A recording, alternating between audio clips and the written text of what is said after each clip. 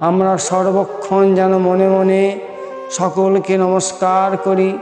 এই বৃহৎ জগৎ সংসার, বৃক্ষ, নদী, সমুদ্র, সাগর, পাহাড়, পর্বত, প্রাচীর, প্রস্তর, পশু, পক্ষী, কীট, পতঙ্গ, মানব, অসুর, দেবতা যা কিছু দর্শন করি না কেন, তার মধ্যে আমার নিজ ইষ্টদেবকে দর্শন করে প্রার্থনা করব।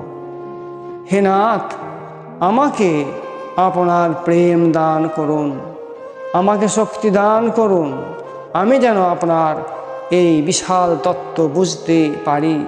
আমার সমস্ত দীনতা, কলুষতা সরিয়ে আমাকে আপনার করে নিন।